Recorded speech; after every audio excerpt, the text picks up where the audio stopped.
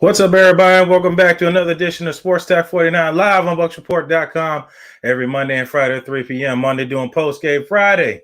Here we are doing pregame.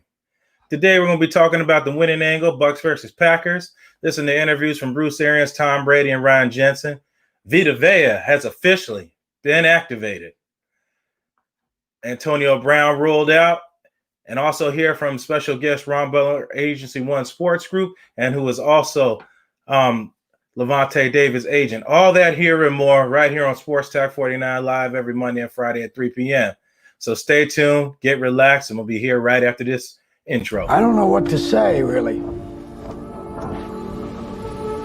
3 minutes from the biggest battle of our professional lives. All comes down to today. Even we heal as a team, we're going to come inch by inch, play by play, till we're finished. We're in hell right now. We can fight our way back into the light. We can climb out of hell. 1 inch at a time. What the man you will fight for? Just everything you got today, not because of the scoreboard, but because when this game ends, you have a brother to call for life. Knowing you gave everything you had, and I'm gonna make the play, or I'm gonna watch the play be made. It's simple. Fight your fight. It's our fight to fight. Fight your fight, and they're gonna be fighting their fight with the Bucs versus the Green Bay Packers. Yes, the NFC Championship is here. Sunday. Vita Vea in, Antonio Brown out, Aaron Rodgers, Tom Brady. What more can you ask for in football? 2 future Hall of Famers, in my opinion. Some people say Aaron Rodgers is greater. Some people say Tom Brady's better. It's all that excitement coming in this Sunday coming up, and we're all going to have that for you live at the Deck Bar and Grill, Isla del Sol, on the Sports Web. Peter Blake is going to be giving you the pre, half, and post game there at the Deck. Make sure you guys are there and give him all your live comments and contents and all that good stuff. As long as I take all your comments and comments right here on Sports Talk 49. So before we get rolling with everything, how are you guys feeling with the matchup? You guys feeling good? Are you optimistic?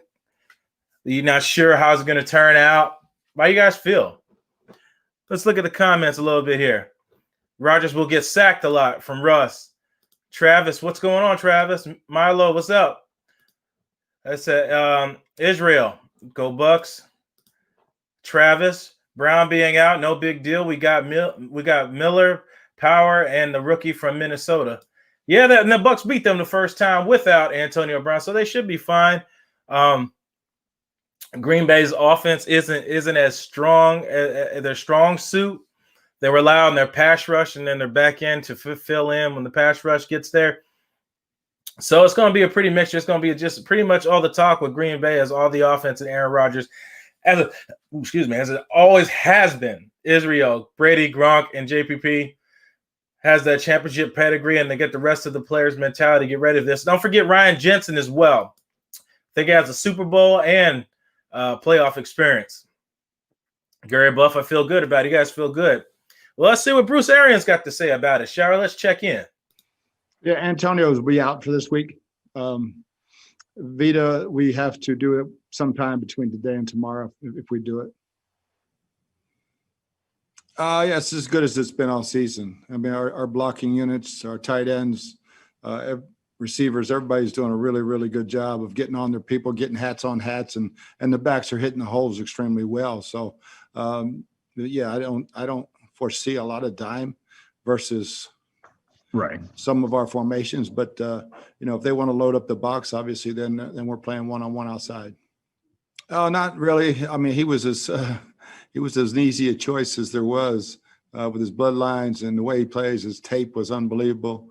His football intelligence and such a great kid. So really nothing there to surprise me that he's had this much success. Yeah, I just talked to him this morning, and to put him on the plane and fly up there and have a swell more doesn't make any sense. He wasn't as close as we had hoped, so we'll get him ready for the next one. Yeah, I mean, having Tom and Gronk and Shady and Leonard, other guys on offense, but then JPP defensively.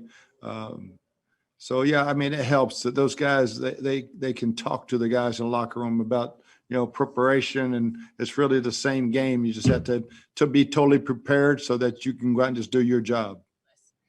Yeah, I think if you just look to last week when Scotty and Tyler got in there and made those huge plays in the fourth quarter, the amount of trust that the coaches and Tom have in those guys, just because they've earned it, their performance has earned it. So, yeah, Antonio will be missed, but we've got capable people stepping in.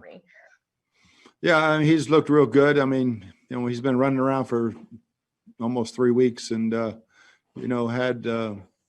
a real good practice yesterday and a good one today. So we haven't made that determination yet, but we'll see if we want to activate him or not. But there is a chance. Rather than be in the midst of it? I'd much rather be in the midst of it, watching it from the sideline than television. That's for sure. So I can still get a bird's eye view of two great players out there. Okay, that's all for today, Coach. As he said, Antonio Brown's not playing. Vita Vea will be in. A lot of people has been, skeptical about what his play count's going to be. What's it going to look like? How many reps is Vita Vea going to get? I mean, that's going to be a lot, a lot to process. I expect him to get in full bore, run downs, and get his feet wet, get going, since he ain't played since week 5. And training and getting into shape isn't the same as game shape. What do you guys think on that? I'll read the comments and go on. Milo, I heard it's going to be a snow game. If so, that plays into the Bucs' hands on D. It forces the Pack to run more. They're a running team now, so you kind of don't want that, but you kind of do. So the Packers can run the ball. Gary, I feel good about it.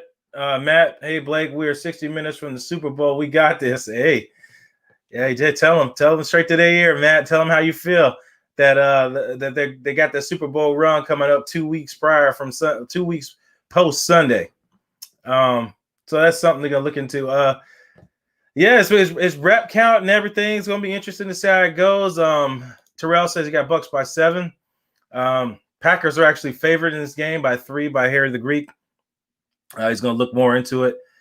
Of course, it's going to be in the snow. Nobody wants to play at Lambeau Field. All the players talk about, if you want to talk about playing in a football town, Green Bay is that football town. The way the fans interact with the field and the players. I mean, it can't get much better football experience than what you're going to get Sunday, with everything, all the intangibles, all the goodies going on in that. With the Rodgers, the running backs, the wide receivers on both teams. You're just getting a great performance. Then Devin White, everybody wants to see. Shaq Barrett, Jason Pierre-Paul. You're getting a plethora of players from all sides and all different facets, and it's going to be a fun experience. And I feel sad for anybody that has to miss this spectacle that is about to happen on Sunday. Of course, I'm Blake Anthony. It's a Sports Talk 49 live on Bucs Report every Monday and Friday at 3 p.m. as you see above. Monday doing post game, Friday doing pregame. Loretta Hunt said, Brady, great quarterback. Go Buccaneers. Absolutely. I agree with you, Loretta. Mike, it's football, snow, mud, hot weather, no excuses. Let's go spread some cheese. Oh, Lord. Shred some cheese. I'm sorry. Travis, good old Battle of the Bays. Yeah, Green Bay, Tampa Bay. Bring Sat, Brooks, and Barber on the sideline. If they just show up, I'm sure they won't kick them out of there if they decide not to. It should be, like I said, a great spectacle of all these guys coming out playing and having a good game and all that. And especially with offensive line protecting, you're going to need all that as well. And speaking of offensive line, let's see what Ryan Jensen has to say about the play of the offensive line and how important Rob Gronkowski has been to the offensive line. Yeah, being able to control the line of scrimmage and being able to run the ball efficiently has been huge for us, obviously, in the last 5 to 6 weeks, 7 weeks.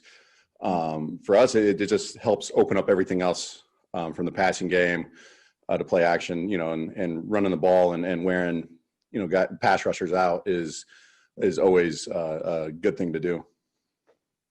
Sure. Thanks. I feel like as an offense as a whole, we've just really come together and just meshed. It's a pretty complex offense, and I think everybody, obviously with new quarterback with Tom coming in and a shortened off season and stuff like that, I feel like we're starting to hit our stride at the perfect time. Yeah, I mean, considering the situation he was put in, against a really good defense in the New Orleans Saints. I mean, he played awesome. He definitely showed up to play and played very well. Yeah, as the year goes on, obviously, the center quarterback relationship is a big deal with, making sure everybody's on the same page. And, me and Tom had a conversation when he first signed about, eventually we're going to start seeing things the way he wants to, see them and the way he sees things. And, over the course of the year, I would definitely say we're pretty much on the same page 100% of the time when it comes to how he wants certain looks ID'd and things like that. So yeah, over the course of the year, that relationship in that aspect has grown tremendously. Yeah, definitely. It's there's certain looks and things like that where there might be a little bit of a funky look, and I kind of know what he wants, based off of certain things, and that's I'll just be like, hey, you want to do this? He goes, yeah, that's what I'm thinking. So that's really how it's been. Thanks, Ryan. We'll go to Joey Knight.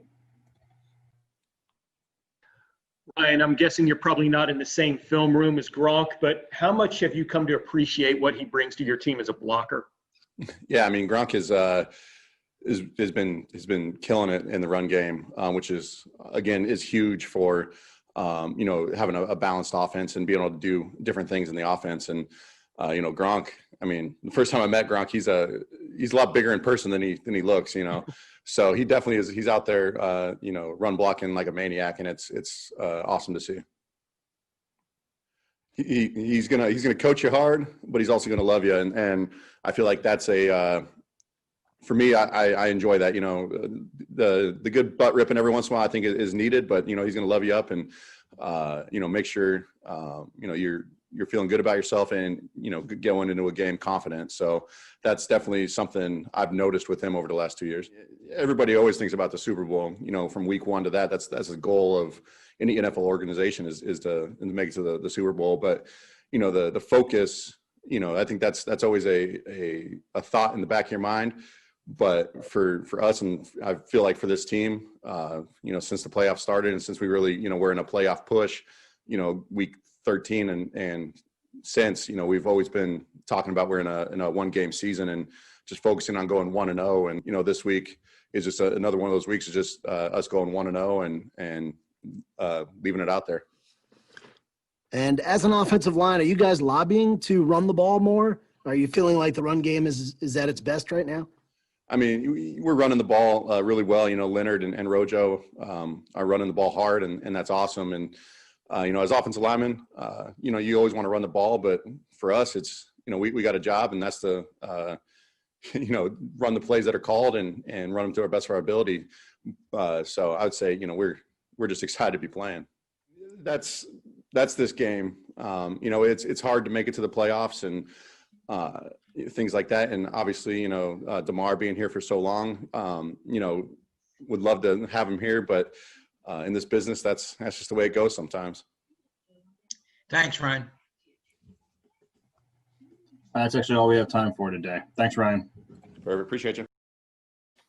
I think Ryan Jensen explained that very, very well about the relationship between reading blocking assignments, seeing what the defense is trying to do to you as far as pass rush, run blocking, and things like that. And it speaks volumes of why you saw struggles all season, and then coming up to now, everything's clicked.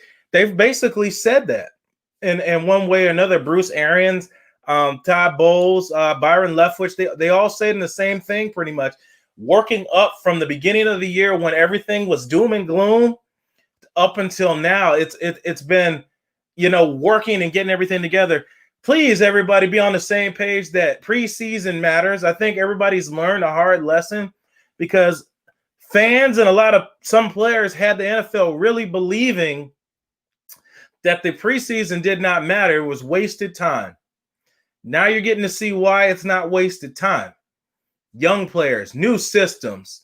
If Tom Brady says he needs the offseason to get prepared for a season, a 20-year veteran learning a new system, imagine how that is with a brand new quarterback on an awful team, or a quarterback that keeps repeatedly having to, change head coaches and change quarterbacks every two seasons. Think about how that feels with and they had OTAs and things like that and preseason. Think about somebody that didn't have that in that system. They end up like Dwayne Haskins, lack of focus and things like that. I'm Blake Anthony. It's a Sports Talk 49 live on Bucs Report every Monday and Friday at 3 p.m. Follow me at Blake Anthony on any of my social media sites, and we could talk more on there. Let me get to some of the comments here. I don't want to neglect you guys. Travis, let me get down here. Good old Battle of the Bays. James Camp, yes, let Lynch come to let Lynch come to an all-star. Oh yeah, I'm mad at that. Travis, Brady should shred the Packers, and Gronk will also play action pass will be huge. However, we need to establish the run. We can't go in and pass 3/4 of the time. Oh yeah, you're absolutely right, because you've become one versus everybody say it together, one-dimensional. Why they had struggles earlier in the year. Now the offense is fluid because you're able to run the ball and pass the ball, and you have two backs that you have options to. Russell Weeks, I like that last name. I think it's pretty simple, really. Keep AR-12 on the sidelines, keep penalties downs, win the turnover battle, keep Tom clean, and stretch out the secondary of the Green Bay with Scotty deep. You definitely got to take your shots deep. Make the defense respect it. Mix up the coverage, makes Jari Alexander and King not know where the plays are coming from, and keep people guessing. Tell them again, Deshaun, preseason matters. You hit it right on the head, Russell. You hit it right on the head. Appreciate you jumping on there on the YouTube as well. Represent for the YouTube gang. YouTube, YT. Y'all posted in there YT, or you got FB for Facebook. Almost like was that sororities, not sorority, but fraternities and sororities. Where you watching from? And Twitter, you got Twitter in there as well as Twitch. But just being silly. Yeah, Russell, you hit it right on the head, man. Running the ball, not being one-dimensional, and making sure you keep the defense guessing is very, very, very important. Preseason matters. Jordan Durr, these are preseason reps in the postseason. Our kids are growing up because they're getting more and more coaching up every week. I love it. Ba-da-ba-ba-ba. Jordan's loving it. So is the rest of us. They're playing in playoffs. And the NFL, let me say it again for the people in the back. They're playing in the NFC Championship game. Who in the hell would have thought that would have happened? All I hear is crickets. Who would have thought that would have happened? I'm just taking it in. I really haven't sucked in the fact that all that. I'm just rolling with Weeks. Appreciate that you got extra Buccaneer football. I get to sit here 2 more times to talk about the team that we're out here representing and watching and covering for you guys all year long, 10 months ago, however long ago, pre-draft, draft, and everything, that all these guys here at Bucs Report put all this work in, giving you guys articles and all that stuff. It's just monumental to see all this coming to fruition, coming up here in the end. Russell, if our defense can get some 3 and outs and we don't kick just field goals, we will be fine. The media has hyped up Green Bay way more than they are. Nobody wants Tampa in here. Let's just be honest. Tampa's not a big market. Tampa's not something everybody wants to talk about. And Tampa is still something they don't want to talk about. They want to talk about everything but Tampa. So it's Aaron Rodgers. So instead of Tampa Bay, you just talk about Tom Brady. But that's the media for you. That's how it goes. Another thing I love is how battle-tested we are. The schedule we had allowed us to play great competition all year. The only team we can play at this point we haven't yet is the Bills. Do you know when the last time the Bills played in Tampa in the Super Bowl? I'll give y'all a little bit before I answer that question. The question is, do you remember who the Bills played in the Super Bowl the last time in Tampa Bay? I'll give y'all a minute before I answer. A triple B in next year draft class and keeping the team on the field, Shaq needs to be priority. Absolutely. And it'll come at a lot better price. Russell Weeks, Tom has this team believing stuff you don't see on the stat lines. Nope. They don't want to talk about that. NFC Championship game, 26 years. Tell them again, Travis. K-Gun. Okay. Yep. Dallas. Hey. Yep, you're right. Okay, I see what you're doing.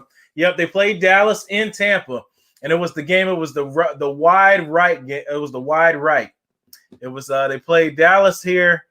The Bills missed it wide right. Dallas went on ahead and won the Super Bowl. It was the last time the Bills played a Super Bowl here in Tampa Bay at the old Sombrero. So that'd be a conversation Mike Deason would love to have, because I know he was covering that game and talking about that. Mike Deason, 13-time Emmy winner. He just loves to talk about those Super Bowl stories. And lo and behold, in his later years in his career, he gets to talk about it one more again if they finish up the way they're supposed to. And speaking of finishing up like you're supposed to, let's hear what Tom Brady's got to say with the upcoming matchup. Check it out. He basically does everything well. So he's got great command and experience. Leadership. Players are playing hard. He's got a great style of play. So he obviously throws the ball as well as any quarterback, gets rid of the ball quickly, has great vision of the field, is able to extend plays with his legs. And, it's a lot of explosive players he's got. So they got a great football team.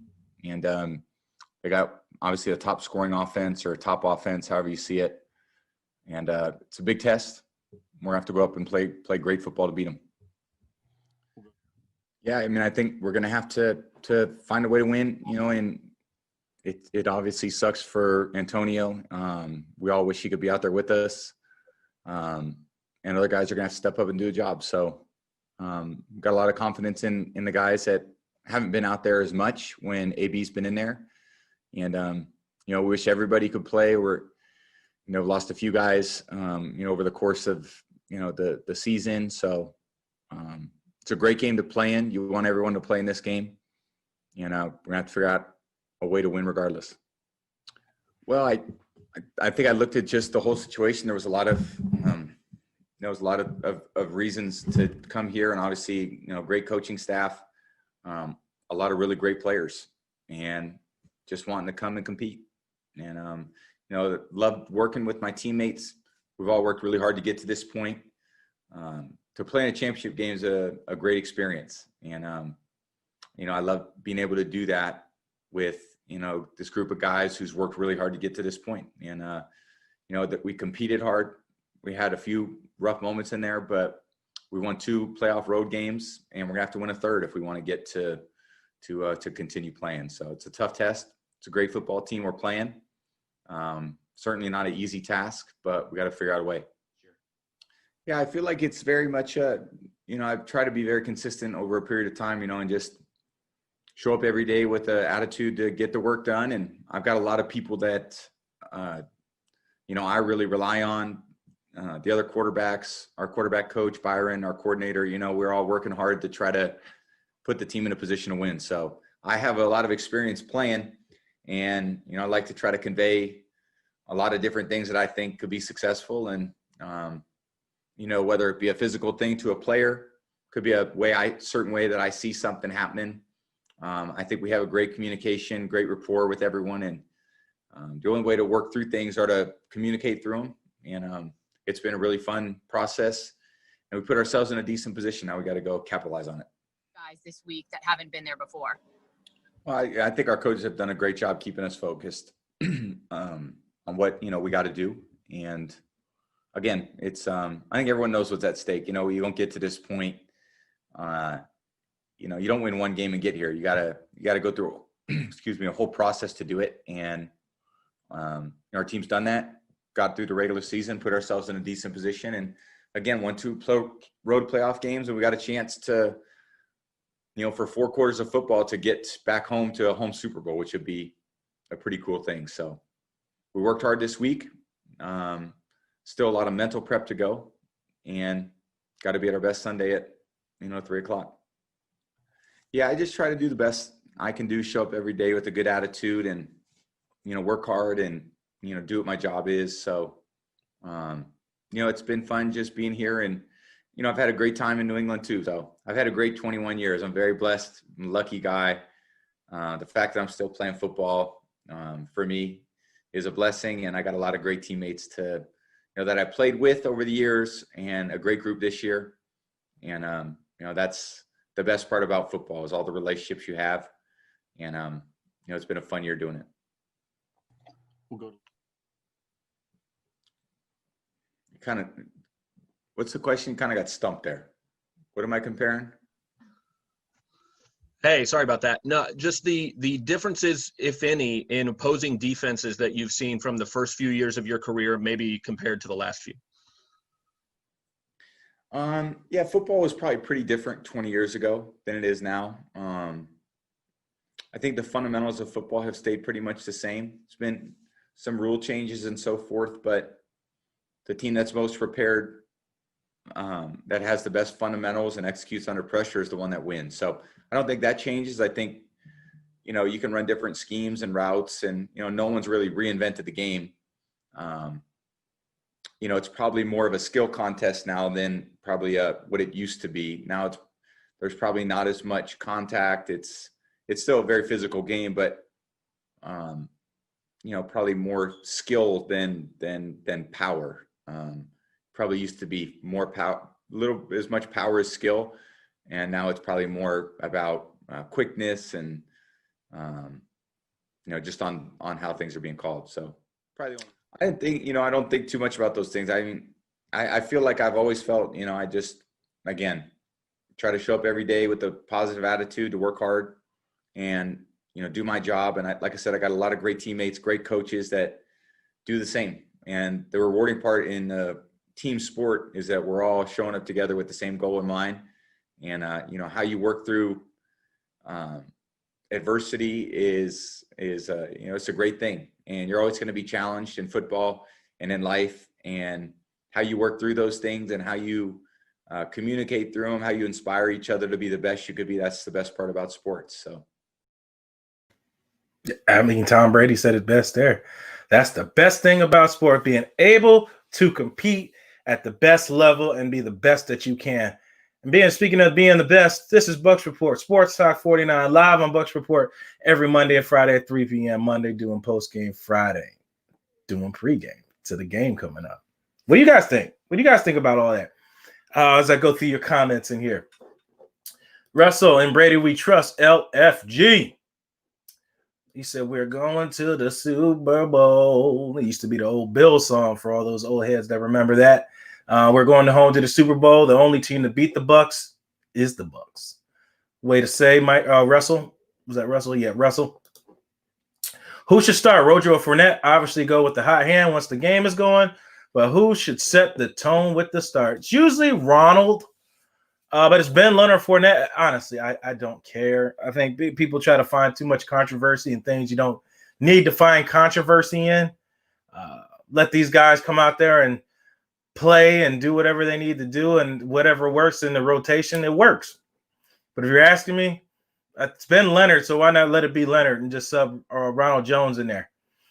I think the Bucs want another shot at KC, to be honest. You always want a revenge at a guy you played, especially a game you had a chance to win. Russell Weeks, Tom has all Madden team, and I think he makes the most of it. Yes. Bugalo, take hat off. Yeah, you have to take the hat off to Tom Brady. Brutal Gunner. Yeah, you like Brady, huh? Use both. You're talking about the backs. Let them both mix them up. Yeah, I agree. Same thing, Natty Dread. Shady, where's Shady? I don't know. A healthy scratch? Not sure what's going on with Shady. That is a good question. Eric Corndog Church. What an awesome name. I wonder how much impact Vita will have him being back in the lineup. Week 6 matchup He went out week 5. He didn't even play against the Packers. And Ndamukong Suh and the gang and Levante David, Devin White, all those guys had a great time getting to Tom Brady because, in my opinion, weakest part of their offensive line is probably those interior guard positions. I expect them to use Mercedes Lewis a lot if he's available and healthy. And then, of course, using Tanya, of course, to help out as well. But speaking of matchups to the game, let me go on ahead into the winning angle and see where I think where that fits at. So sit back, relax, and enjoy. Again, this is Sports Talk 49. I'm Blake Anthony. Our show's here every Monday and Friday at 3 p.m. Make sure to follow me on my social media, and I'll make sure to follow you back, and I'll stay in touch in case you got any question. But we got coming up next the winning angle by me, and as well as all my other stuff on my social media pages, my perspectives. But this week we got the winning angle, so check it out.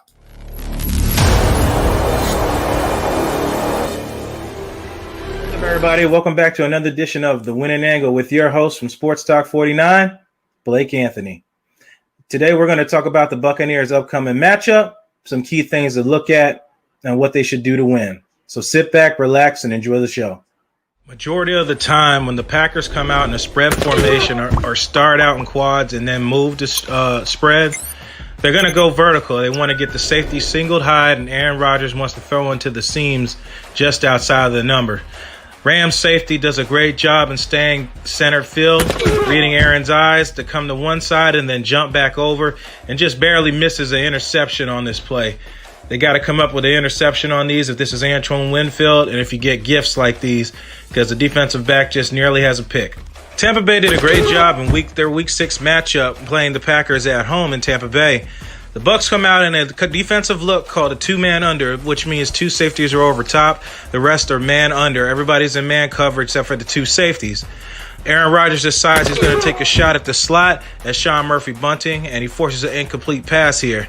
What's important is that Tampa Bay gets great constant pressure and forces Aaron Rodgers to throw passes into tight windows, and hopefully defenders can get their hands on balls. On third downs, I noticed Packers like to come out in one of two things. Either the 2-4-5, what we're looking at right now, each position group is labeled by the colors, black being the interior linemen, white being linebackers, red being defensive backs. And the coverage is the same as we described before. Safeties cover up top and there's man underneath, except you have a sub linebacker, which that means a defensive back came in and subbed in for a linebacker to help cover a wide receiver. I expect them to do that a lot on Tampa Bay because they have a lot of wide receivers with different skill sets, and a linebacker is simply not going to cover a Chris Godwin or a Antonio Brown. As I described earlier, the Packers are going to want to use two coverage at a 2-4-5 on third downs in most occasions. The two-man, and then they run the cover 3, both relying heavy on getting pass rushed. Packers defensive backs aren't that adequate to cover the Buccaneers' great wide receivers. If Tampa Bay can protect up front, much like they've done the past 4 weeks, the Packers should have a hard time stopping Tampa Bay on offense because Tampa Bay's been so efficient at moving the ball in the air and on the ground. It's going to be a lot of problems for the Packers. I thought this was worth noting since last week Tampa Bay had trouble on special teams and punt coverage. But this particular example is field goals. And Green Bay's at the home team, and they're having problems with the holder on field goals, something the Tampa Bay Buccaneers should look at and try to prevent to have these same miscues and missed opportunities at points. Thanks for watching and enjoy the game. There you have it. Me presenting me with the winning angle. Pretty much what they said there. I know it was mentioned. They also run dime, but they like that 2-4-5. They run dime a lot. If not, I expect Tampa Bay to run the ball on it. Again, Green Bay's not really too stout on defense. They're very susceptible to being ran on. Somebody said in the comment section below, Jones had a big run, a 44-yard run that was called back on a holding on a Tristan Wirfs call. Tristan Wirfs was called for a holding on Ronald Jones' 44-yard run. So the Bucs were able to run. That's how they were able to get to the Saints. They were able to run the ball, mix it up what they were doing, and not put their offensive linemen in controversy, putting them out there where they could be hurt by putting them in predictable passing downs and vulnerable situations, putting them in passing, known passing situations. So they mixed it up great. So that wasn't a issue. Again, this is Blake Anthony. This is Sports Talk 49 live on Bucs Report. Let's get here. Let's get to these comments. So make sure I don't miss any. Snurts, which defense will show up Sunday? Too much up and down. Yeah, when they were playing a lot of the zone, they got beat up bad. But when they play that defense like they did in the earlier this season, and they did against the Saints, putting hands on wide receivers and forcing Sean Murphy. Let's talk about that. Sean Murphy Bunting's interception off of Breeze while he was covering Michael Thomas was all on the ability to get your hands on wide receivers and force them to hold the ball and not allow passes to get up there. So I expect the same thing to happen here with Green Bay and Tampa Bay matchup. Travis, Shaq will benefit from being back. Nate Dreams, how do you feel about the weather impact your team in Florida? Pats fan, but Brady fan as well. There's nothing wrong with that, man. I've never been against that. People been on that about you rooting for players. Told you I'll just switch gears. Say I was an NBA. I was a Shaq fan. There's nothing wrong with rooting there. There's a lot of LeBron fans like, who cares? If that's who you want to root for, that's who you want to root for. It's your choice. How do I feel about the weather impact? I think Arians said it best. Unless it's in the single digits, I don't think it's going to be a real issue. But the wind is a problem. So if there's wind along with the snow flurries and stuff like that, I see that being a issue. But otherwise than that, I don't think it should be too much. The Bucs are able to run the ball. Shouldn't be too many problems with that. But it could be, and you got a lot of the guys that are familiar with playing in cold states. Ryan Jensen coming from Baltimore, of course, Tom Brady. You got a few others that grew up in cold states. Chris Godwin's from Delaware was out there. So it's going to be a mixture. You have a mixture there, and I'm sure they're help them prepare. Russell Weeks, people forget about Ronjo's 44-yard run last week. They said they got called back. Yeah, we just mentioned that. Michael Weeks. Where to stop at? Brady's back shoulder throw is unstoppable. They didn't do too much of it. They didn't really have too much of a chance.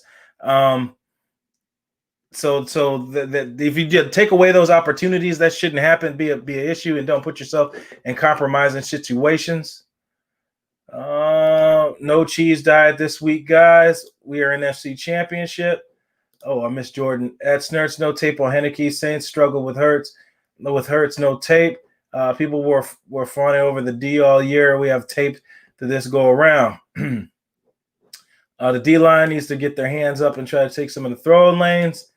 Nate, AB will be missed coming from playing in PA, the cold, and also playoff experience. Yeah, like I said, you have a few guys there that have played in cold weather, so it shouldn't be too much of an issue. So they should be able to handle that and prepare these guys for the cold weather games and things like that. So I don't see that being a huge issue for a lot. I know you got Devin White. You got a lot of guys that are from southern states and stayed in Louisiana, and they may not be familiar with it. But at this point, with a lot of the veterans, they should be all right. What do you guys think? Smoke Russell Weeks, that's very important because A-Rod does not want to get hit this week. Nobody wants to get hit in that cold. That stuff is bitter and it's miserable. What else do we got? Yeah, because Antonio Brown being out is I don't know, it changes up the game, but doesn't really. It shouldn't change up much because they won without him, and the team's continuity with Tyler Johnson and those guys coming off the bench shouldn't be too much it just shouldn't be. It shouldn't be a problem. So with they should be ready to play and everything should be ready to rock and roll. It shouldn't be too many issues with that. Them coming out there. What do you guys think?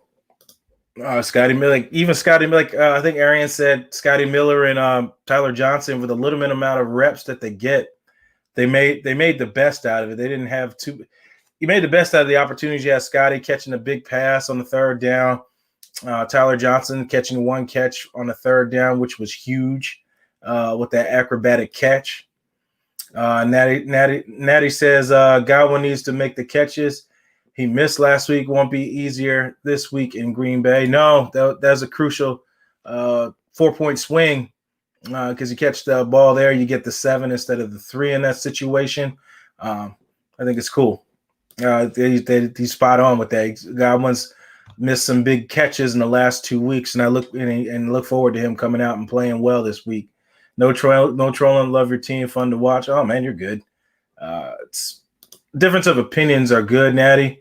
There's nothing wrong with that. It's a mixture and gets you looking at things a little different. Only missing part of AB being out is his big playability, but other than that, Bucs still have Miller, Johnson to step up. Yep, pretty much just what I was just saying.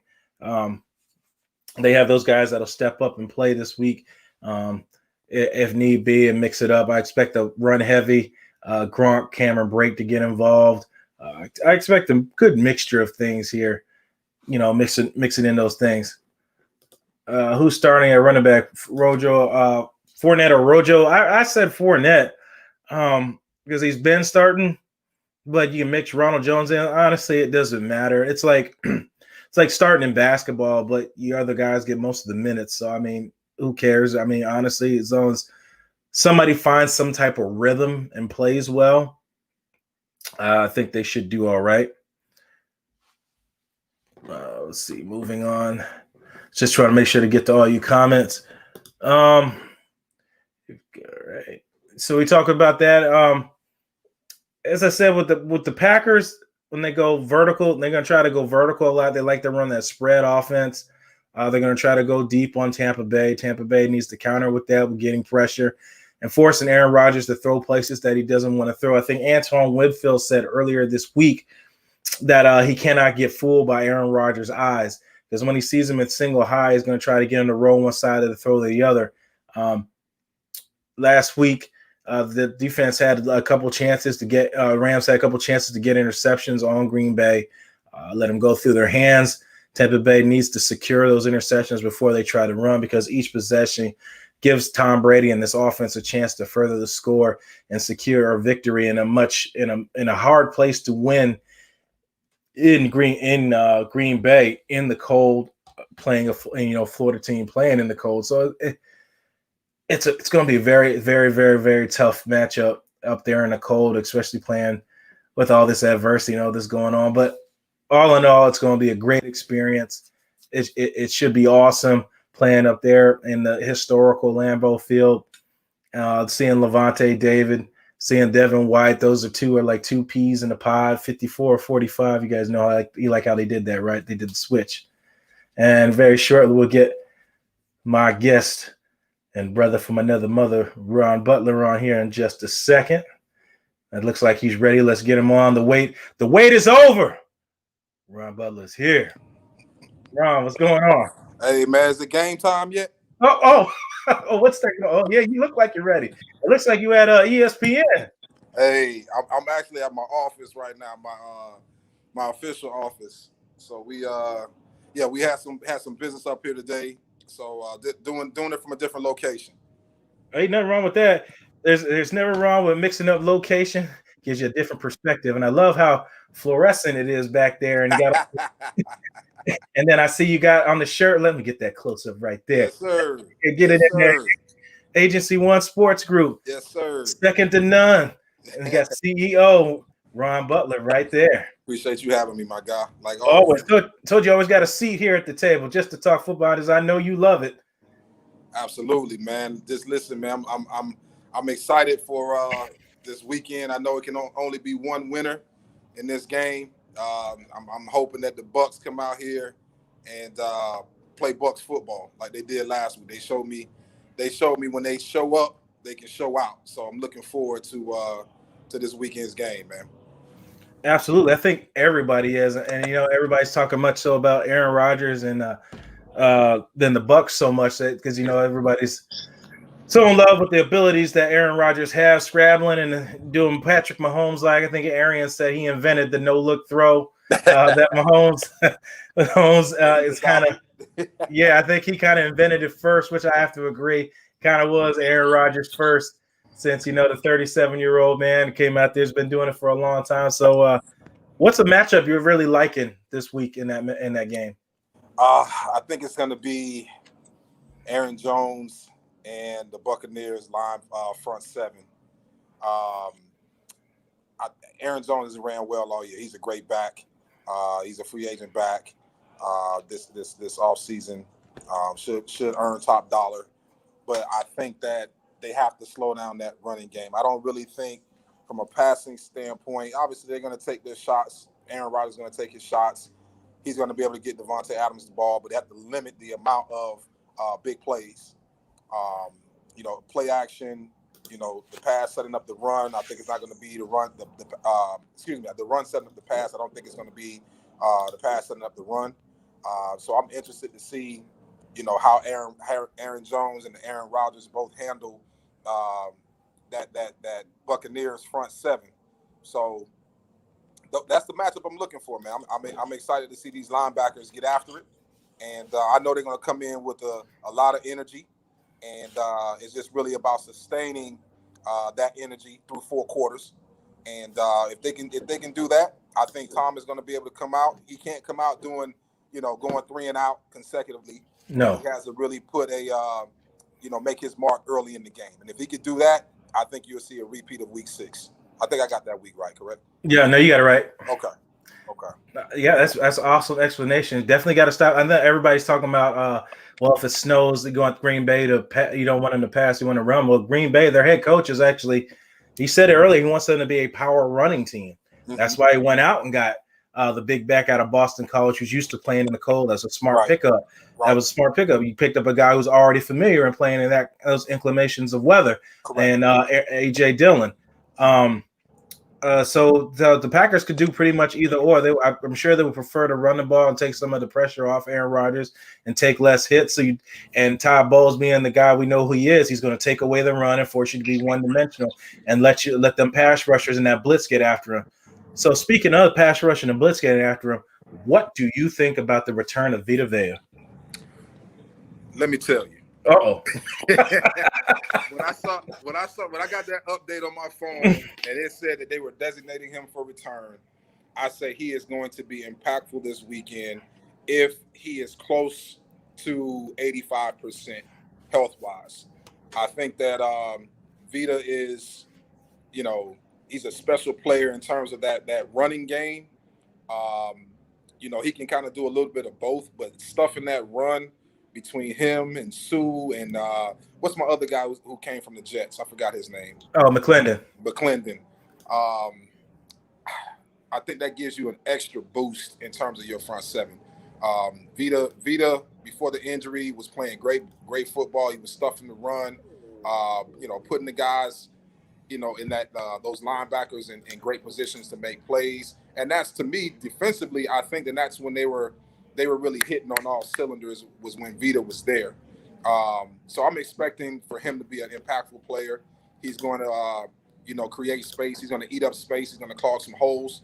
And like I said, if he's as close to 85%, he doesn't have to be 100%. Just give us a little bit of what you got over 4 quarters. And I think he'll be impactful. I agree with that. I said that earlier. I wonder how the pitch count's going to be with Vita Vea. Is he just going to come in on run stopping downs? Are he going to come in on passing situations? Are they going to mix him in? And I really don't think they would have activated him without putting somebody else in that spot if they really did not think he was ready to go and able to play. I really think he's going to get some hard reps this game.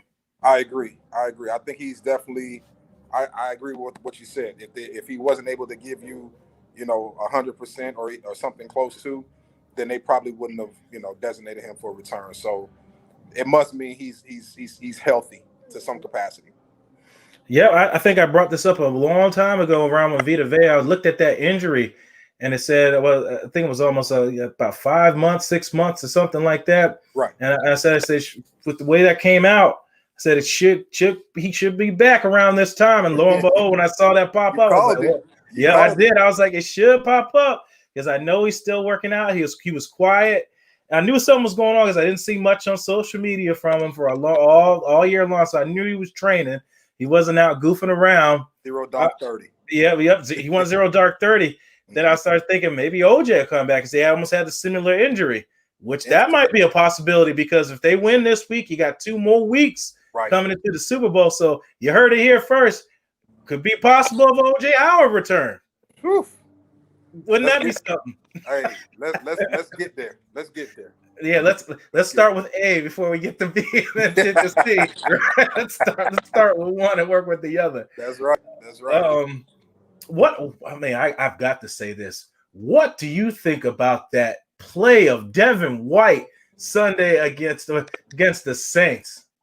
I'll tell you, man. I think that kid has all of the intangibles, speed, power, high football IQ, and he loves football. He loves football. So when you have a guy like that, you remember he was out for 2 weeks, if I'm not mistaken. He missed the final game of the season, and he missed the first playoff game. And I think I told you last week's show that I was expecting to see something big from him because I know how bad he wanted to be out there next to 54 and the rest of the other 9 guys.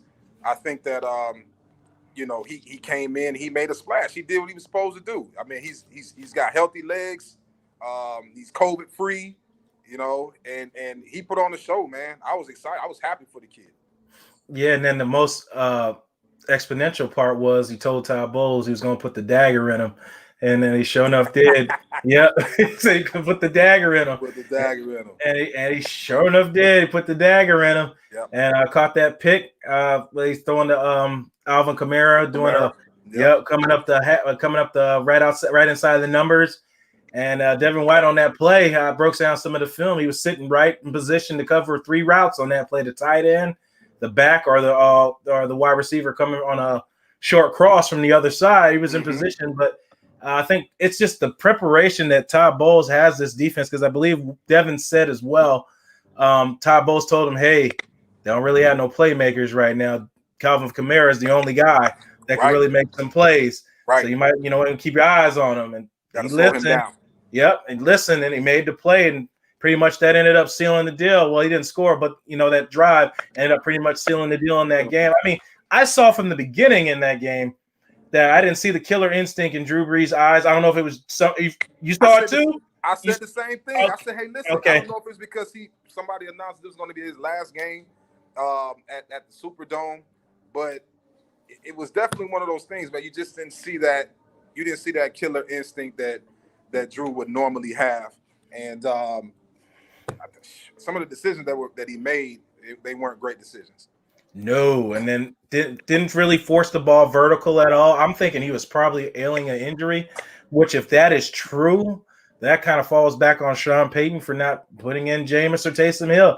I mean, Taysom Hill was out, I'm sorry. Putting in Jameis in that situation and then letting him throw the ball, maybe mix him in there and try to alleviate some of the pain off of Drew Brees. But just having him come out there and play injured and perform that way kind of hurt your team. And I think with that team already being negative $90 million in the salary cap situation, I'm sure you're well of their cap situation since you have a guy in Robinson, I believe, right? Correct. Robinson on that roster. So I'm very sure you're very aware of their cap situation.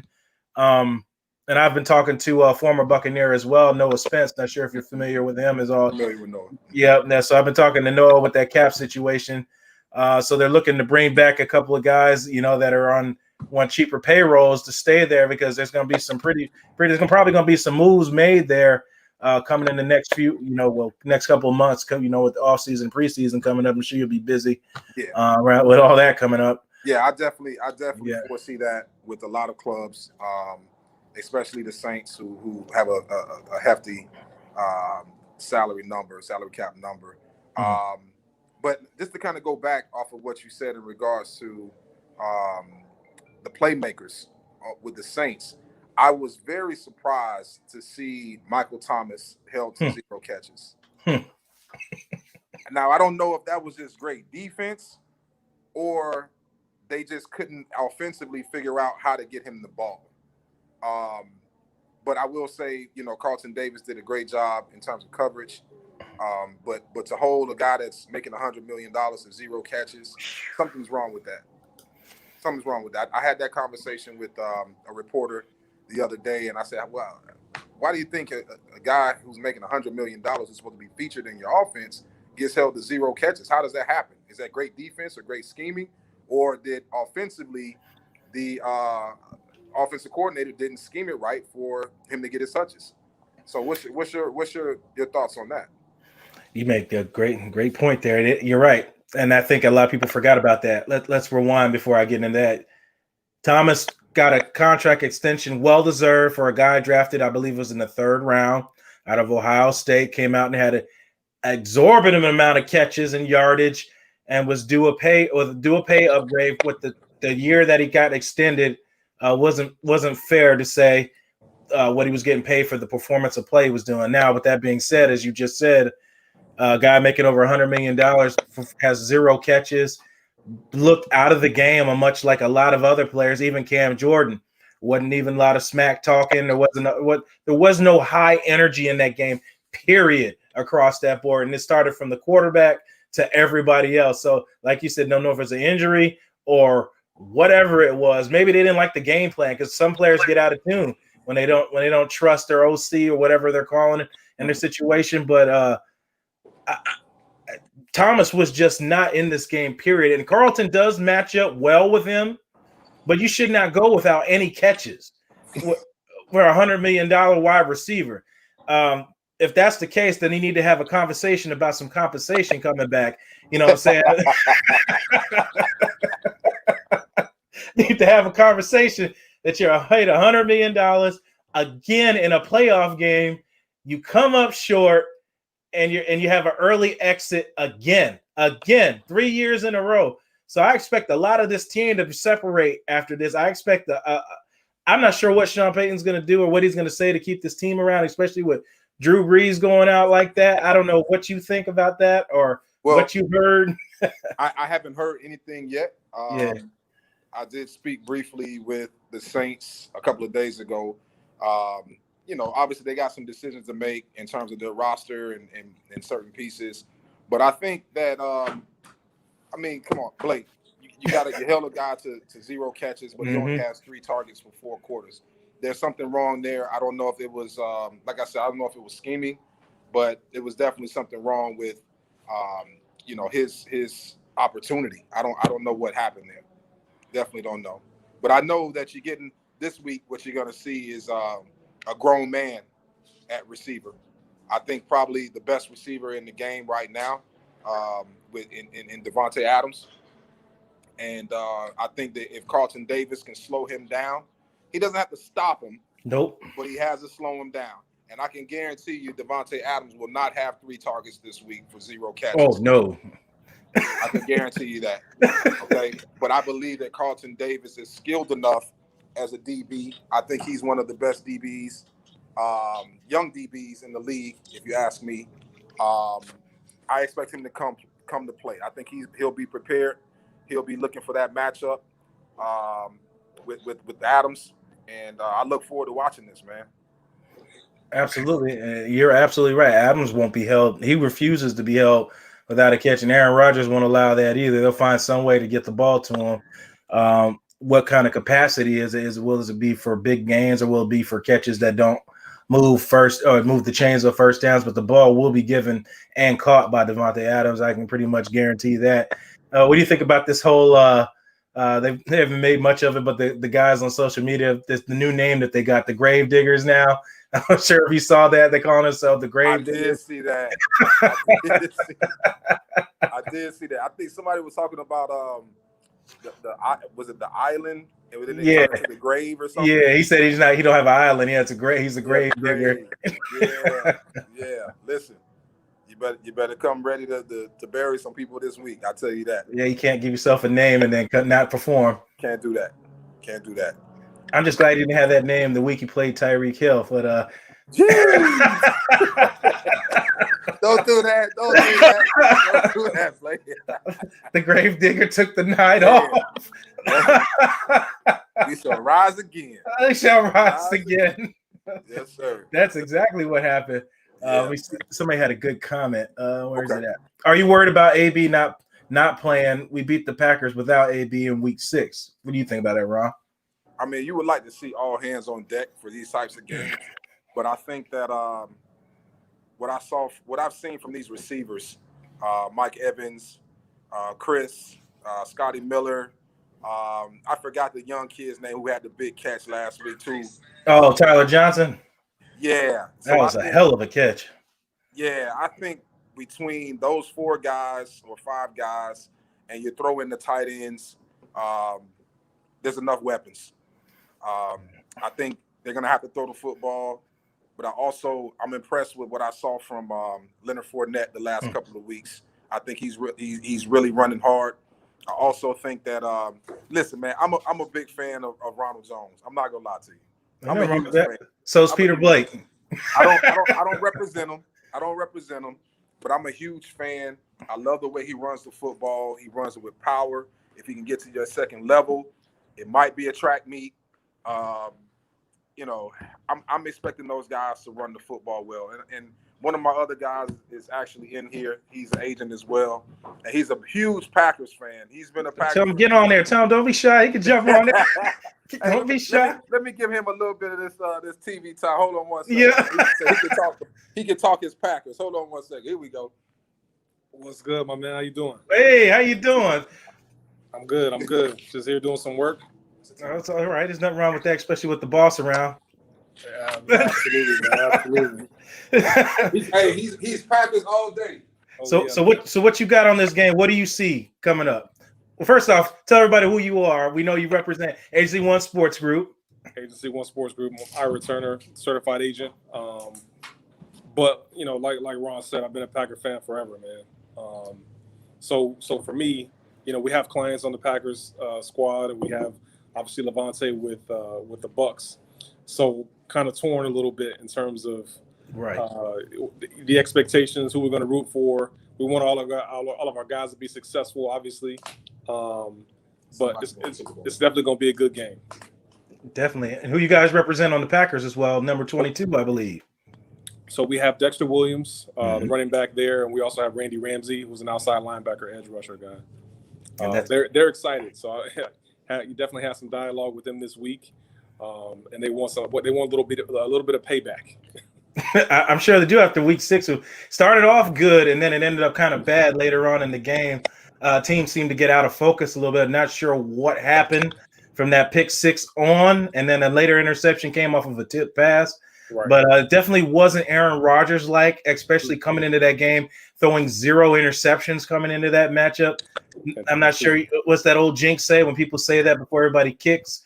Hasn't missed a kick, and then that happens. I think one of those things happened to Aaron Rodgers. So what do you think is the big matchup in this game, in your opinion? Obviously Aaron Rodgers is definitely going to be a focal point. Everyone's looking at Tom, saying like, what is he going to do? It's a matchup between those two. But I expect Devontae to go off. I expect the Packers defense to come in and play a lot better than they did before. Those guys are just excited. They're ready to go. And for them, they're looking at it from a standpoint of, okay, they beat us in Tampa, but now they have to come up and do it in Green Bay in 20-degree weather. It's a different animal.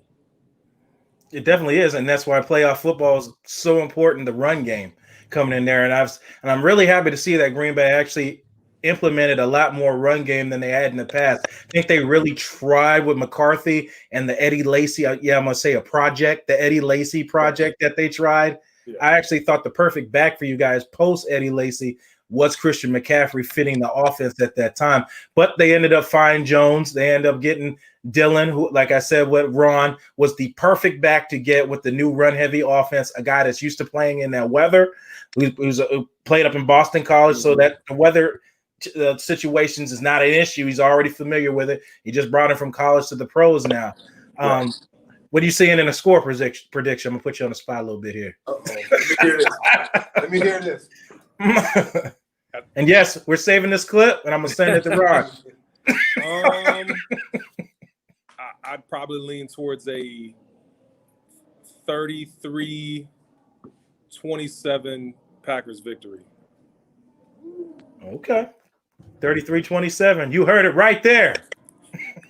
I'm gonna pass it back to Ron. Yeah. Yeah, pass it back to me. Yeah. Well, we'll see how close his prediction will be. We'll save that. Yeah, save that. I think that the Bucs are going to figure out how to get this thing done. I'm going 28. I'm going 28-21. 28-21. Buccaneers, 7-point. Vegas has Packers. They got given the Bucs 3, so they have the Packers winning by 3. They have the Packers favored. Of course, you're playing in Lambeau. I would expect that. Just like he said, it's a way different playing in a nice, cozy, warm Florida than coming into Lambeau Field and playing in that cold weather in that stadium, the atmosphere. But you got a quarterback who's played on the biggest stages multiple times, so I don't really think that's going to be an issue. All weather. Yep. And all weather. Yep. You remember the tuck? Yep. Bitter snow. They cheated on that one, but you remember the tuck. And you'll still never get Tom to admit it either. It's just I just had this conversation with some Steelers fans on the Immaculate Reception. I said, still to this day, somebody needs to ask him right on his deathbed, did you really catch that? Because the camera angle was just right where you couldn't see it. If it did. Yep, you're right, man. You're right. You said, so what you pick, Ron? You said 28. You said 28. I'm going 28-21 Buccaneers. Buccaneers. Yeah. Who makes the impact plays in this game? You think it's going to be David? I think this will be on the pass rush. True. I think it's really about, like we talked about last week, and what we saw last week. We talked about how those guys set in the zone against the Saints. Okay, but what they needed to do in this next game was to attack. Yep. Okay, and I think that they attacked for 4 quarters. I think they had a couple mishaps. There was a trick play in that game when Jameis came in, and they made that trick play. Kind of threw them off a little bit. But I think if the Buccaneers come out and they attack defensively, I think that's really where they're going to be able to set the tone. So in terms of impactful players, I'm looking at what's my guy's name, Winfield. He's got to have a big game. Yep, especially when he's up there single high. Aaron Rodgers going to try to get him with the eye movement. And he's already a step ahead. I think he said that in his latest interview. He's got to know how to play games right back with Rodgers and try to jump sides and try to get him to throw a ball that he thinks is there, but it's not. So it's going to be a cat and mouse game. I knew it was a comment here. I wanted to get to. Saints have 21 players that will need to be re-signed. As we were talking about earlier, 21. That is a lot. Well, considering, where they're talking about the salary cap will probably be this year is at about 175. That's correct? 175 is the minimum. Okay, so 180 is the minimum, but 180 is where it'll actually probably be. I think that, as you go through negotiations, talking to different teams, you're going to see a lot of guys that you're going to be surprised that either they have to do a restructure or they'll be waived. You're going to see that around the league a lot because of these big contracts that they have. And from a salary cap standpoint, there's going to be a lot of guys that you want back, but it doesn't make financial sense or you can't handle it. Correct. So I think that with the Saints, they have some decisions to make, just like everybody else. The Buccaneers have some decisions to make. Yes, they do. Some tough ones too. But you have Tom Brady there. So people will kind of take team-friendly contracts to keep that train rolling, especially the success that this team has had this far and the continuity coming into the latter half of the season where you want to see it happen. You kind of saw the Bucs fizzling a little bit at one point, but then it started to get red hot coming into the perfect time. The last 4 quarters of the last quarter of the season, you went undefeated after losing 3 of the 4 games in the third quarter of the season, and then rolling right on to the playoffs, staying undefeated, were the most important part where you want to win the most in the playoffs. So you got 2 more games to get in there. You got to, what did somebody say? You got to be 4-0 in the playoffs to get that big championship in Tampa Bay. Be the first team to host and play in a Super Bowl. We'll see how that works out. First team. That'll be amazing, man. Oh, this is a good one. Good one, Deshaun. Surprised you ain't jump on, Deshaun. You could ask Ron in person. What's Ron's thoughts on Steelers signing Haskins? That's a good one. Well, I'm gonna be honest with you. Go ahead, Ron. I think that he is not their quarterback for the future.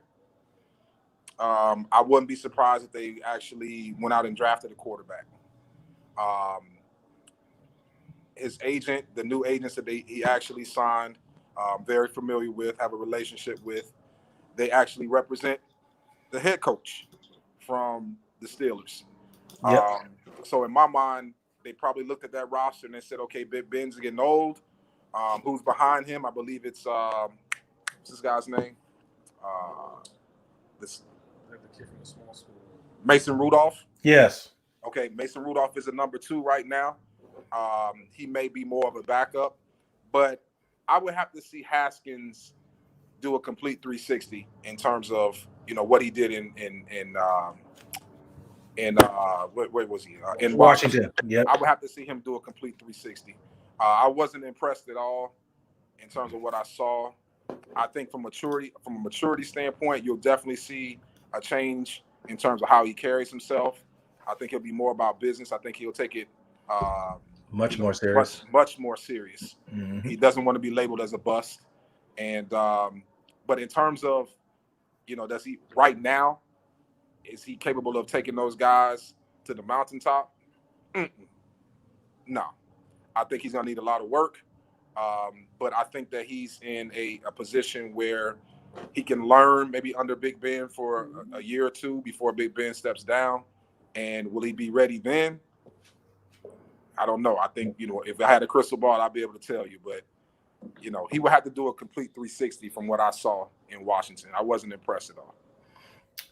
In your opinion, is Haskins a guy you guys would like at your agency would like to take under the wing? He definitely needs some type of mentor and somebody to give him some guidance, because if you guys didn't catch on what Ron's really saying without saying it, he needs to grow up above the shoulders is what he's talking about. About being a professional.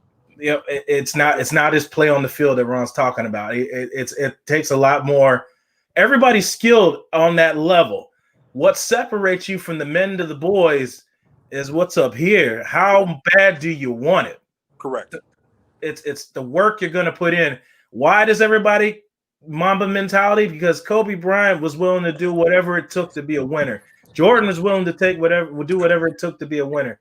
Haskins liked the spotlight and being the first draft pick, the quarterback. You liked the title, but you didn't like the work that came along with it. You liked the partying and all that stuff, even in the whole COVID situation.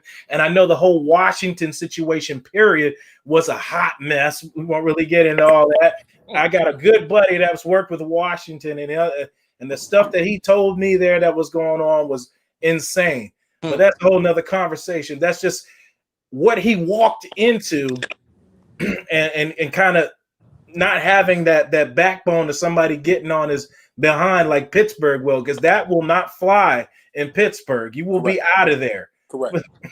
From the coaching staff to the fans will want you out. And I think that kind of, I guess I'll say with I would say it'll yeah. humble. I think it will humble. I think it's going to be humbled. Yeah. I think this situation, when you hit rock bottom, when you're a guy that could potentially be labeled as a bust. Yep. I mean, the last guy that I could think of, black quarterback. Jamarcus Russell. Jamarcus Russell. That's going to be the first person to come to mind. And you know what's weird about that? if I'm not mistaken, okay, no, I'm wrong. I was gonna say the same agent represented Jamarcus Russell, but it's not. That would have been crazy. That would have been crazy. I never even thought about that. Wow, that would have been Wait a nuts. minute, let me think about it for a second. But actually, the guy who's representing him now, I'm very familiar with. I actually talked to him this morning. I told him congratulations on the signing. I told him that the kid, chose the right people to represent him. Sometimes, as You players, spoke to Haskins? yeah. I mean, I think what it was actually I didn't speak to Haskins. Okay. But I think that in our business as agents, players can sometimes go to the popular thing, to what's popular in terms of agencies, not necessarily what's best for them in terms of what they need, but they go to what's popular. And you may have some kids that may need more than just what's popular. They need somebody that's going to really be able to guide them. That's in the first couple of years, you might have to hold their hand so that they understand the transition and what it takes to become a pro. Okay, they all have talent. All of these players have talent, but it's about the guys that can learn about being a pro early on, and once they do that piece, they can put it all together in terms of the physical part, the preparation, and just being a pro. And I think the guys that get it early are the guys that play for 9 years, they play for 10 years, they play for 20 years. And when you have that, in terms of your agency, if you have the right people guiding you, and this is no knock against his old agency or anything like that, but certain kids need certain people. Correct. That's bottom line. Certain guys need certain people. Every agency isn't for you. Every kid isn't for every agency. Okay, so the people that he actually chose are good guys, very professional, but they're going to put their arm around him. Okay, and they're going to put him with the right people, and they're going to teach him about being a professional. They're going to teach him about being, in the locker room, at 5 a.m. Practice doesn't start till 8. Okay, they're going to teach him about being staying after practice, getting that extra work in, watching that film from the previous practice from today. And I think once he gets that and he can grasp that and it becomes a regular part of his regiment, then he can have success. But until then, he'll just be another, right now, a guy that's kind of walking on thin ice. And it can go either way. But I think he's got the right people in this corner. That's the key part. And I think a lot of fans and people who follow football pay attention to that, and they don't understand why these things happen, because a lot of it's not on football. A lot of it's outside of what you can't see is what's really going on. That is correct. And that's why things like your agency, you guys offer classes and things like that for guys to prepare them for life, preparing for the league, during the league, and after the league. That's why Agency One Sports Groups offer those things there at their agency to help players pre and post career, setting themselves up for success. And those are the kind of things that Haskins needs to move on. And as Ron just said, everybody, that I think he's in the right hands now, and people are not going to. In that position, you don't need people that are going to tell you yes all the time. You need somebody that's going to tell you no, because telling you yes, that's not going to help you. Telling you yes all the time. Deshaun said he had one more question for you, Ron. I have one more question for Ron. Explain how the reality hits a player once they are cut or not re-signed or are not offered the money they think they deserve. What is the drive change he sees in any player? Well, if I had to put myself in that position, I would say, if I was a top 10 pick or just the guy that was a well-known guy, I think for me, it would be that humbling experience to where before I've always been the guy. I've been the guy since Pop Warner football. I've been the guy in high school. I've been the guy in college. I played for national championships, et cetera, et cetera. And to go into the league and make a transition, and ultimately that transition doesn't go in my favor because of maybe something that was self-inflicted. Maybe it was the other way around. Maybe it was a coaching change. Okay. But ultimately, I believe that as players, you have to have a humbling experience to be able to say, hey, you know what? I've learned my lesson. I'm gonna make sure I go back in here. I'm gonna work harder. Okay, I'm gonna dedicate myself, dedicate my body, my mind to my craft, and start from the top. Start from the bottom and move my way up to the top. And I've seen it done. I've seen it done multiple times. I've seen guys that are making hella money, and they go into a situation where they haven't lived up to those expectations, and they get cut. And it's a humbling experience. And for those guys, some of them bounce back, some of them don't. But for me, if I was in that position, I'm about working hard. I'm about being the first guy in, first guy out. And if I can have my way, if I'm working hard, then I'll be back. I'll get that money back.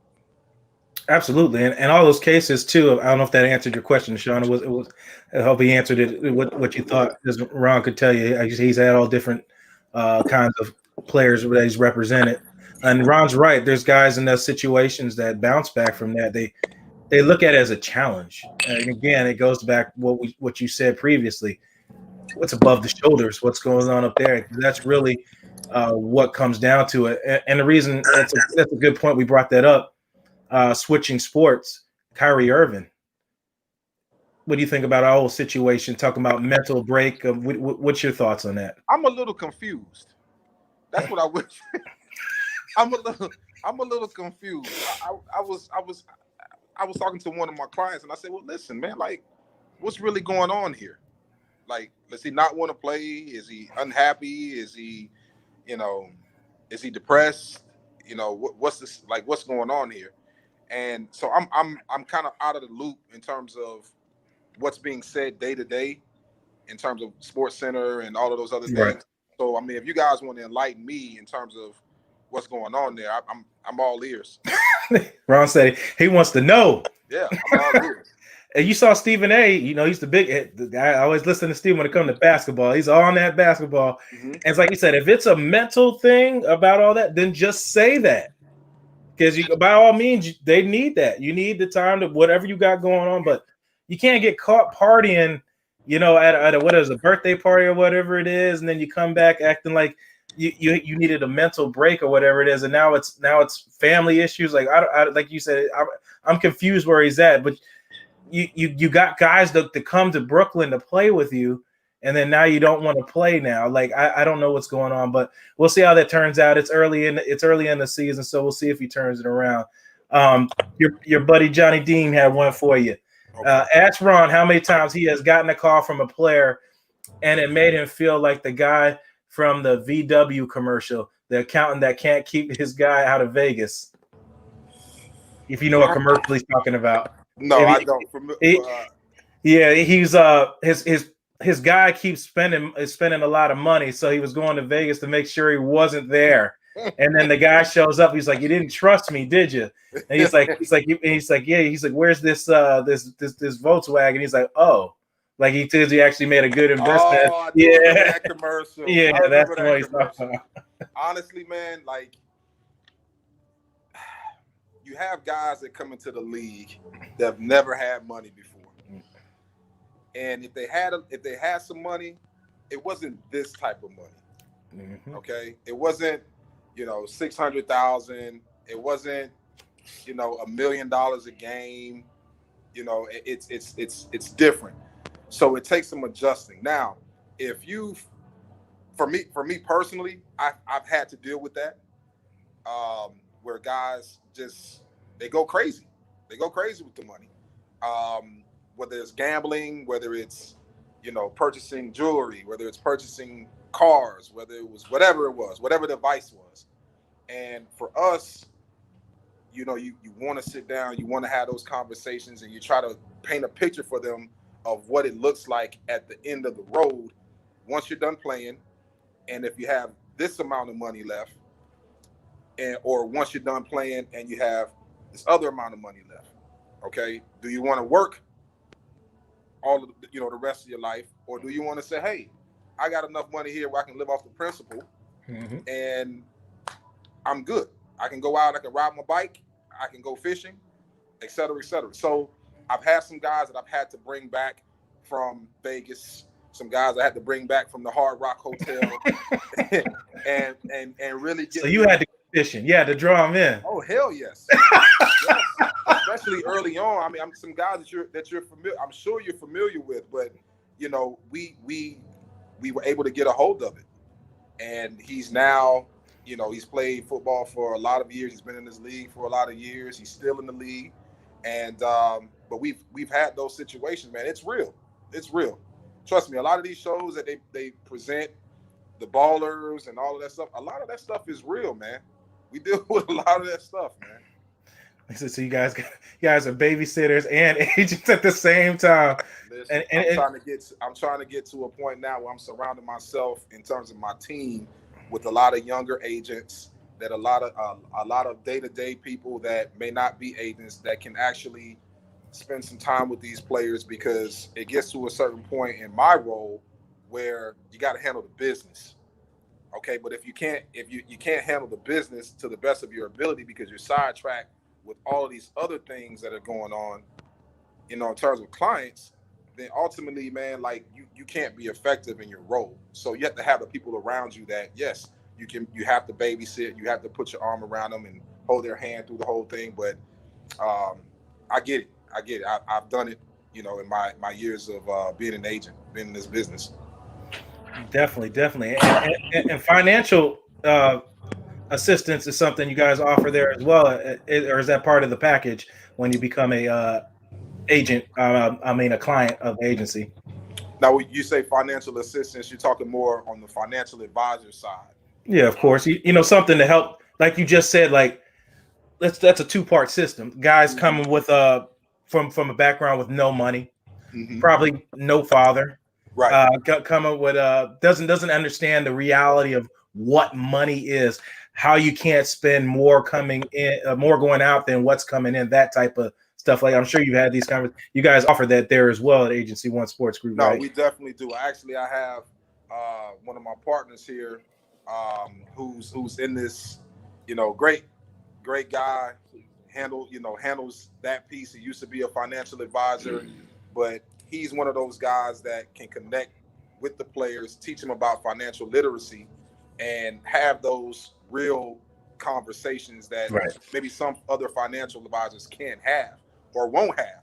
Right. You know, so, you know, he's a guy that's here. He's a part of the team, hard worker, wears a lot of hats, but definitely on the financial side, he, he's a huge piece. He understands, you know, that portion of that part of the business, and it's a great tool to have when you're working with a bunch of young guys. I can sit down with a guy who used to work for Merrill Lynch, and can give him that knowledge. So, you know, I'm appreciative of him and what he does and the literacy that he provides for a lot of these young guys.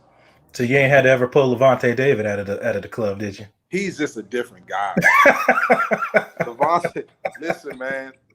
Levante David, man, he's special on the field, man, but he's a guy that's gonna come to the barbecue. He's a guy that's gonna come to the, you know, the christening. He's a guy that just wants to sit on the couch at his at his house that he grew up in and watch football. He's that guy. He's not a big spender. I think now, you know, as he's getting towards the end of his career, you know, he might buy another car, or he'll lease a car, he'll purchase homes and different things like that. But he's never been one of those guys where you have to worry about, well, does he have enough money? Just a different guy, man. I represent a few guys that have that same quality, but for a guy in his position, I'm impressed with the way he's carried himself over his 9-year career. But I think that stems from where he comes from, his upbringing, his mother and father, his sisters and brothers. And it's one of those things where he's a guy that you can put some of our younger linebackers around, and he can tell them, hey, if you want to, you know, at 30 years old, once you retire, or 27 years old, you want to retire and you want to work a 9 to 5 the rest of your life, do it this way. Okay. But if you don't, and you want to be able to go out, you want to coach and do whatever you want to do, and you know financially you're in a great position, do it this way. And to have that type of energy, or have that type of, just the guy that plays that role, it speaks volumes in terms of the character, in terms of the person who he is. So, never had that problem. To answer your question, never had that problem. Not one day. And I expected that answer because he's a guy that we talked about. Me and you talked extensively about marketing himself. With that being said, he doesn't like being in front of the camera, period, in my opinion. It's hard to get consistency. Let's just say it's hard to get consistency. I saw him in front of the camera last year at the Super Bowl on NFL Network. He did a segment, and I was just so shocked. And how I was like, dude, like, why not do this all the time? Like, sometimes I just want to chill. I said, most of the time, you just want to chill. Most of the time. And it's nothing wrong with that. But in the end, as you saw me post on Twitter, I knew you'd be the first one to respond when I said, what's going on with John Lynch? This is exactly what's going to happen to Levante David. You're looking at it right now. Mm-hmm. And with all the smack I'm talking about, not getting Pro Bowls, that's why it's going to come back to bite him. We're going to have the same conversation again. I'm hoping we don't. I'm hoping he'll be a first ballot. Yeah. When I turn 50, I'll be there, and all of that stuff, man. But I'm hoping that that's not the process. But I agree with you, man. Like if you're not open to doing certain things and being on certain shows and this, that, and the other, sometimes it could hinder you from getting the accolades or being on this or being a part of that. So I'm in agreement with you. And if he doesn't care about that, that's fine too. With this being sports fans and the fans of him, you want to see the best for him. But if he's cool with not that, that's fine as well. Because at the end of the day, it's his choice. It's his life, and it's his whatever is important to him. His family is more important than that. That's fine. That's totally fine. Deshaun had. Well, we'll get to this. Will be the last question. I know you got to get out of here. Yeah, I got coming up. Yeah. Tell us what seems to be the silliest / stupidest thing a client has purchased. Yeah, take your time on that one. Okay. Oh, Johnny Dean talking about LeGarrette Blount. Actually, Johnny, I seen that live and in person in the strip club. Buckets of money. And let me tell you, Ron, while you're thinking about it, let me tell you how this is how the story went. Okay. So we walk up in. I don't care. I'll admit it. It was Scores off of Hillsborough Ave. I'm familiar.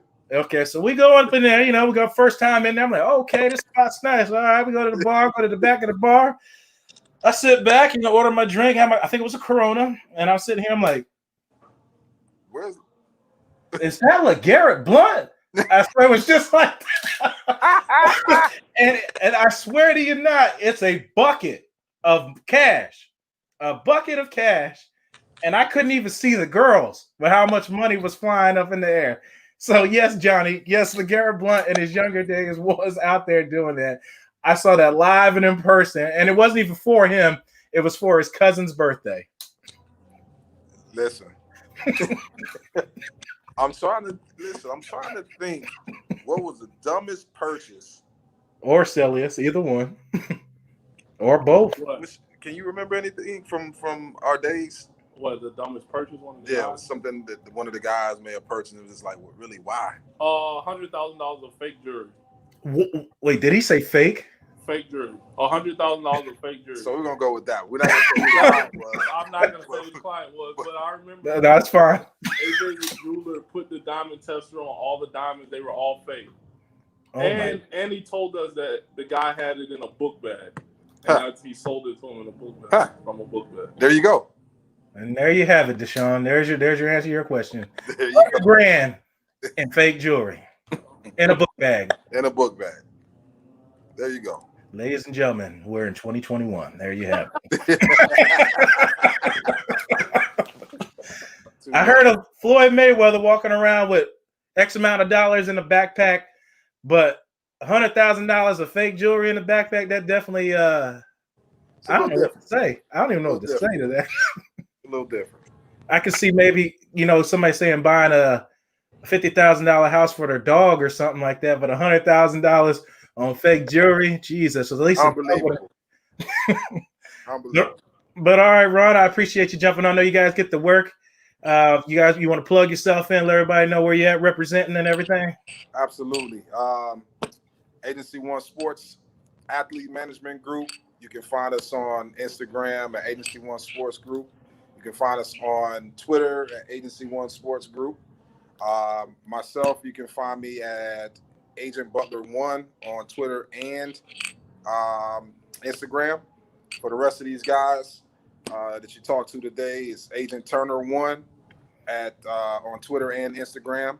And then my financial guy over here, my man who gets it done, DeAndre Boynton. Give him a little love there. You can find him on Instagram at DeAndre_Boynton. And hey man, like always, man, I appreciate you having me on, man. I love the show, love what you're doing, love the platform, and looking forward to getting on next week after this victory. And we'll go. I see you look right at him. Yeah, I had to look I see you look right at him. Sometimes you got to look at that guy. That's actually my brother. Sometimes you got to look at that guy, and you got to let him know, like, hey, you know what? You're not gonna always be right, bro. You're not gonna always be right. It's okay to be wrong from time to time. Yeah, he's that guy though. You know those guys you always think they're right. He's that guy. But One of those guys. Terrible when it comes to Madden. Terrible. No, please don't get on the sticks with me. Terrible. Yeah. We'll talk, hey, Blake, we'll talk after the show. I'm looking forward to seeing you guys too. I told you I'll get down to Miami. Hornets should be playing Heat coming up soon. So I'm definitely looking forward to coming down, checking out your agency down there and shoot the breeze a little bit. Absolutely, my man. I look forward to having you down. All right, guys. Appreciate you. Yep. Ron Butler, class act, as always, nothing short.